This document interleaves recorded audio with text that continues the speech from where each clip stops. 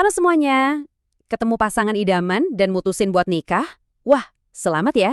Menikah itu kan harusnya jadi salah satu momen paling membahagiakan dalam hidup. Tapi, nah ini ada tapinya. Kalau Anda atau pasangan adalah warga negara asing yang mau melangsungkan pernikahan di Indonesia, euforia itu kadang suka mendadak luntur pas ngadepin birokrasinya. Jujur aja, seringkali kerasa kayak masuk ke labirin yang rumit banget. Tapi jangan panik dulu, di panduan kali ini kita bakal bongkar tuntas seluruh prosesnya. Kita akan ubah aturan hukum yang kaku jadi panduan yang super jelas dan gampang banget buat diikutin. Jadi pertanyaannya sekarang, beneran udah siap menikah di Indonesia? Maksud saya, siap ngadepin perjalanan administrasinya. Banyak banget loh pasangan yang udah ngerasa pusing duluan sebelum mulai. Tapi tenang aja, saya jamin di akhir penjelasan ini kalian bakal punya daftar periksa atau checklist yang sangat berurutan. Kita bakal potong abis kebingungan birokrasi ini supaya kalian bisa melangkah ke pelaminan dengan tenang tanpa stres mikirin tumpukan kertas. Gini peta jalan kita hari ini. Kita mulai dari aturan dasar pernikahan campuran, terus lanjut ke daftar dokumen wajib buat WNA maupun WNI. Habis itu, kita bedah 3 tahap legalisasi dokumen yang super penting, dan terakhir, soal pencatatan di KUA atau Dukcapil. Kelima langkah ini ibarat jalan tol kalian menuju pernikahan yang sah di mata hukum. Yuk langsung kita bahas. Oke, kita masuk ke bagian pertama, aturan dasar pernikahan campuran. Sebelum sibuk ngumpulin dokumen, kita harus paham dulu nih fondasi hukumnya. Secara hukum, kalau ada WNA nikah sama WNI di Indonesia, itu sebutannya pernikahan campuran. Ini bukan sekedar istilah keren-kerenan ya. Status ini diatur ketat banget sama Undang-Undang Nomor 1 Tahun 1974 dan Peraturan Menteri Agama Nomor 30 Tahun 2024. Poin utamanya apa? Poin utamanya adalah kalian nggak bisa cuma milih salah satu hukum. Pasangan wajib tanpa terkecuali ngikutin hukum agama sekaligus hukum negara biar pernikahannya diakui sah. Terus, ada syarat mutlak yang sama sekali nggak bisa ditawar. Usia minimal buat kedua belah pihak itu 21 tahun. Kalau masih di bawah itu, izin orang tua adalah harga mati. Terus ingat kan poin sebelumnya soal hukum agama? Iya, pernikahan harus dilangsungkan sesuai agama masing-masing.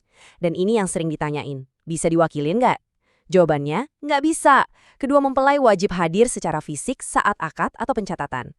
Nggak ada negosiasi buat yang satu ini. Lanjut ke bagian kedua, daftar dokumen wajib WNA. Anggap aja tahap ini kayak lagi ngerakit persenjataan buat nembus birokrasi. Kita mulai dari identitas dasar buat calon pengantin WNA. Paspor yang masih aktif itu udah pasti wajib. Terus, kalian juga harus bisa ngebuktiin status izin tinggal di Indonesia. Entah itu pakai visa, kitas, atau kitab. Akte kelahiran dari negara asal juga harus dilampirin. Terakhir, butuh surat keterangan domisili, bisa alamat yang di Indonesia atau di negara asalnya. Ini semua buat ngebuktiin siapa Anda dan di mana Anda tinggal secara legal.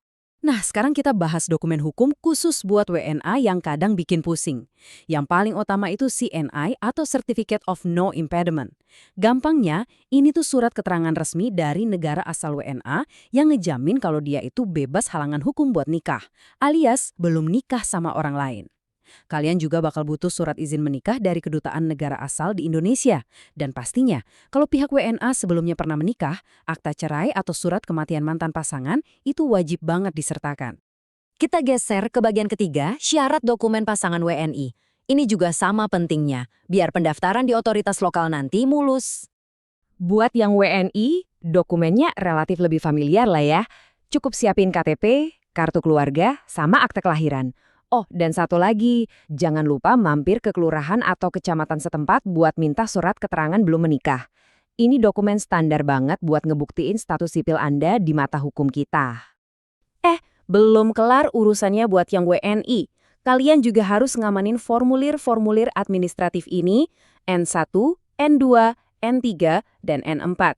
Kalian bisa dapat ini di kelurahan atau KUA setempat. Kalau rencananya mau nikah di luar domisili KTP, wajib banget bawa surat rekomendasi nikah dari KUA asal.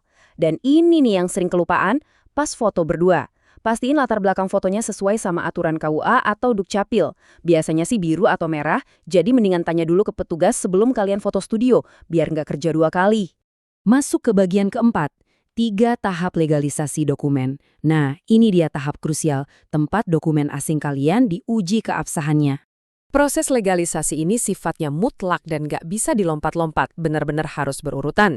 Pertama, dokumen asing itu harus dilegalisasi sama otoritas hukum di negara asalnya, misalnya di notaris atau catatan sipil sana. Kedua, bawa dokumen itu ke Kedutaan Besar Republik Indonesia atau KBRI di negara tersebut buat dilegalisir. Baru deh yang ketiga, pas dokumennya udah mendarat di Indonesia, harus dilegalisir lagi sama Kementerian Hukum dan HAM dan juga Kementerian Luar Negeri. Bayangin, ini tuh sistem filter 3 lapis yang super ketat. Setelah lolos 3 lapis legalisasi, tugas kalian belum selesai. Semua dokumen yang masih berbahasa asing itu wajib diterjemahin ke bahasa Indonesia. Dan dengerin ya, kalian nggak bisa sekedar pakai aplikasi Translate atau minta tolong teman yang jago bahasa Inggris. Dokumen ini wajib diterjemahin sama profesional bersertifikat, yaitu penerjemah tersumpah.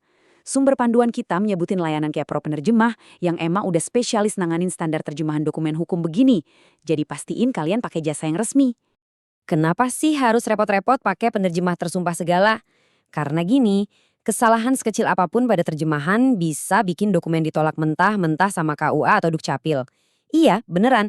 Cuma gara-gara salah ketik satu huruf di nama jalan atau ejaan nama kalian, dokumen bisa langsung ditolak dan kalian harus ngulang birokrasi dari awal lagi. Nggak mau kan? Makanya akurasi di tahap ini tuh bener-bener vital. Akhirnya, kita sampai di bagian kelima, pencatatan di KUA versus Dukcapil. Dokumen udah siap, terus kita harus kemana? Hukum di Indonesia tuh nggak bagi jalur pencatatan ini jadi 2, tergantung agama kalian. Buat pasangan yang beragama Islam, prosesnya terpusat. Akad nikah dan pencatatan administrasinya dilakukan secara langsung di KUA. Praktis kan? Tapi buat pernikahan non-Islam, jalurnya beda. Kalian harus ngadain upacara keagamaan dulu, misalnya pemberkatan di gereja atau vihara. Nah, setelah upacara agamanya kelar, surat buktinya itu baru dibawa ke Dukcapil buat dicatatin secara resmi oleh negara. Karena jalurnya beda, otomatis dokumen hasil akhirnya juga beda dong.